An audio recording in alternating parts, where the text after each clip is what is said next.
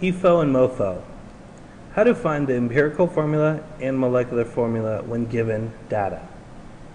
Empirical formula stands for Efo. Molecular formula stands for Mofo.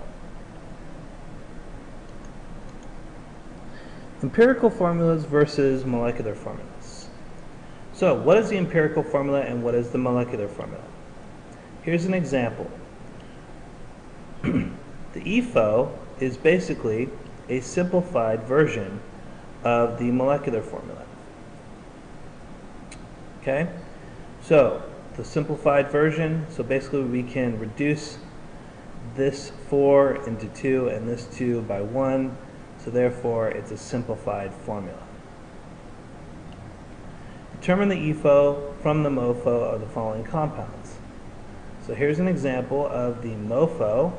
Determine the Efo. The Efo is a factor of 6 is taken out, so therefore it's just CH. Here's the Mofo. Figure out the Efo by reducing, finding a common factor and reducing by that factor. When you do that, the common factor is 2, so everything reduces in half. Last one, here's the Mofo. Another one, common factor is 2, so therefore we reduce everything in half. Now, what is the relationship between Mofo and Efo? Well, Mofo equals the Efo, or the empirical formula, times some integer. So therefore, the integer is taking the Mofo and dividing it by the Efo. So, what does n equal to in the previous 3 examples? Well, hopefully you figured out in the first example that the factor that we factored out was 6. So the n equals 6 in the first one. The next two, the factor that we factored out was 2. So everything was divided by 2 to get the empirical formula. Steps on how to solve for the empirical formula given some information. So I want you to write this down. Percent to grams, grams to moles, divide by the small to get the whole. Okay, it's a fun little rhyme, but it gets to the point that you can solve these problems just using these 4 basic steps. So here's an example problem. Calculate the Efo of a compound that is formed by reacting 4.151 grams of aluminum with 3.692 grams of oxygen. Okay, so you're going to try to get a formula that has aluminum and oxygen in it and how many there are within the compound. Okay, so what are the subscripts, in other words? That's what you're trying to figure out.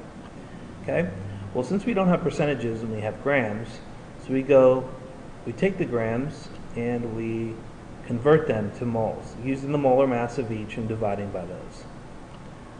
So when we do that, we get 0.1539 moles of aluminum and oxygen is 0.02308 moles.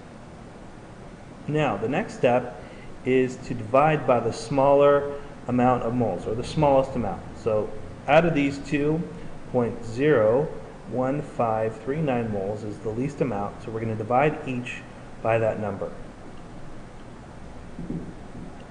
When we do that, we get 1 mole of aluminum and 1.5 moles of oxygen. So we have a problem.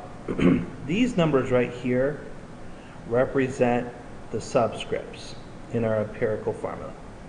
But since we cannot have a half of an atom or a half of an oxygen, we have to be able to simplify so that all the numbers here make a whole number.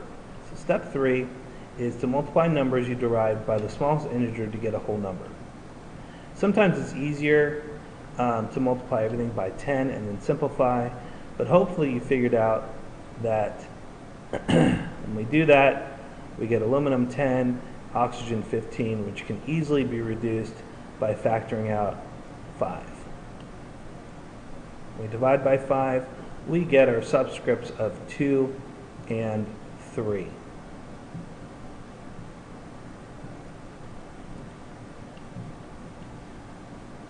So, what do these numbers represent? 2 and 3? Well, they represent the subscripts in an empirical formula. And remember, you always write the metal first and then the non-metal when given a problem. Okay, so it's aluminum, 2, oxygen, 3. Here's another example. Cisplatin is used to treat cancerous patients.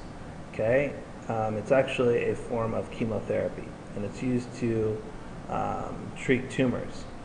It has the following mass percentage composition of 65.02% platinum, 9.34% nitrogen, 2.02% hydrogen, and 23.63% chlorine.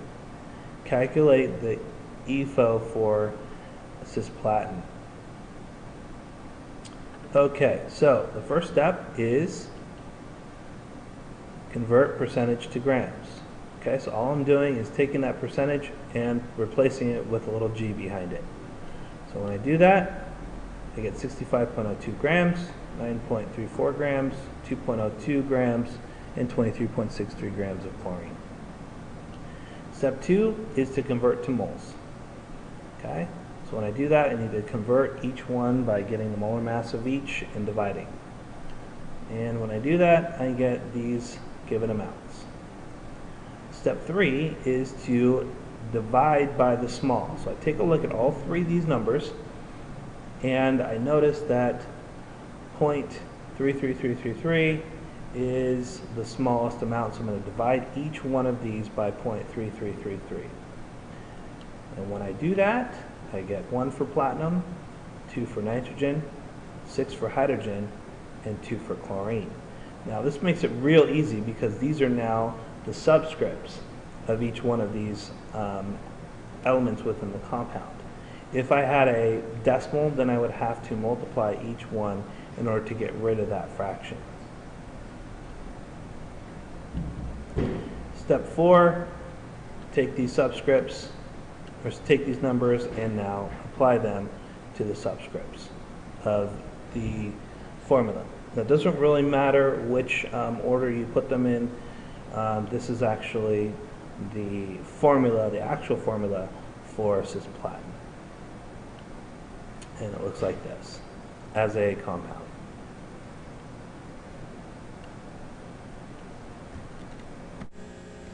How to solve for the MOFO, or the molecular formula. Well, on this problem, you always get a molar mass of the molecular formula given to you in the problem. The problem, however, is you need to solve for n in order to solve for the molecular formula, or the integer.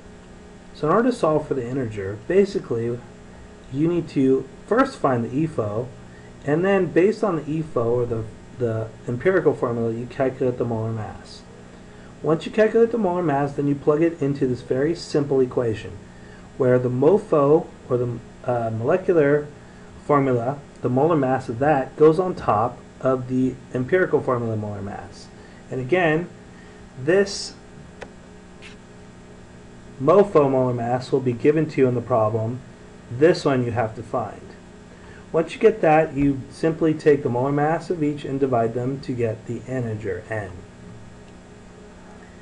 You take the integer n and then multiplying using the distributive property all the subscripts in the empirical formula. So let's take a look at an example problem.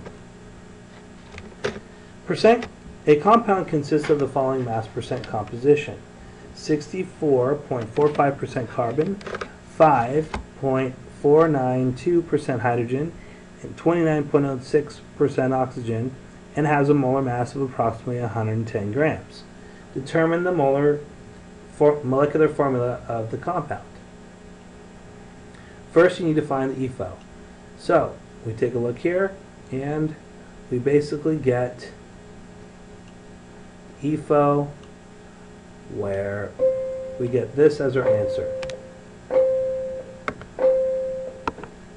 So in order to get the Efo, recall that you go percent to grams, grams to moles, divide by the small to get the whole. So once we have the Efo, we need to now determine the molar mass of this empirical formula. Once we do that, we are almost home. So we take the EFO, we figure out the molar mass, and we get it to be 55 grams per mole. Okay, and that's just the molar mass of each element within that compound, adding up, multiplying by the numbers, so on and so forth. Now, in the problem, again, it states the molar mass of the compound that you're trying to find. So, like it said before, you get 110 grams per mole. Now you want to find N. Once you find N, then you are about 10% there, okay? So you have pretty much, you've done most of the work and you're almost home. So again, to find N, we take the mass, the molar mass of the MOFO, which is given to you in the problem, and we take the molar mass of the EFO, which we just found. So 110 over 55 equals 2.